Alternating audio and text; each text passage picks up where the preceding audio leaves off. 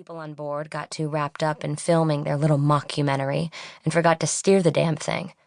They ran afoul of a storm, or pirates, or some other totally mundane threat, and they all died. And it was very sad, but it's no reason to be scared of the ocean or start wondering what else might be out there. The Atargatis was what they call an isolated incident. The recovered footage was and is a hoax, and there's nothing to worry about.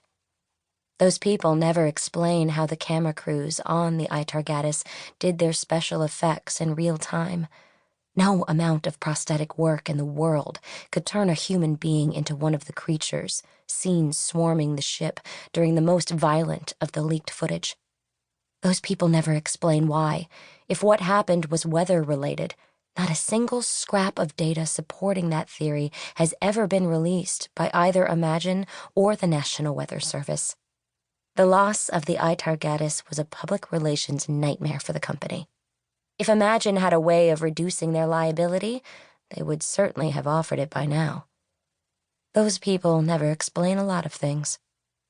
The Atargatis sailed off the map into a section of the sea that should have been labeled, "Here be monsters." What happened to them there may never be perfectly understood, but this much seems to be clear. The footage was not faked. Mermaids are real. Monterey, California, June 26, 2015. The sky was a deep and perfect blue. As long as Victoria, Vicky to her parents, Vic to her friends, Tori to herself, when she was thinking about the future, where she'd be a scientist and her sister Anne would be her official biographer, documenting all her amazing discoveries for the world to admire, kept her eyes above the horizon. Any lower and the smoke from the wildfires that had ravaged California all summer would appear, tinting the air a poisonous-looking gray. Skies weren't supposed to look like that. Skies were supposed to be wide and blue and welcoming, like a mirror of the wild and waiting sea. Tori had been born in the Monterey City Hospital. According to her parents, her first smile had been directed not at her mother, but at the Pacific Ocean.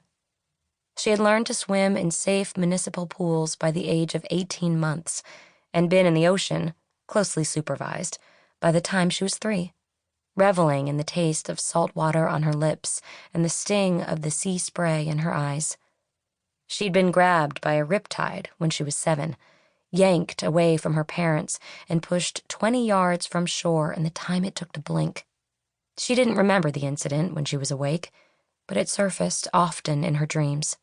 The suddenly hostile water reaching up to grab her and drag her down. Most children would have hated the ocean after something like that, letting well-earned fear keep their feet on the shore. Not Tori. The riptide had just been doing what it was made to do. She was the one who'd been in the wrong place. She had to learn to be in a better place when the next riptide came along.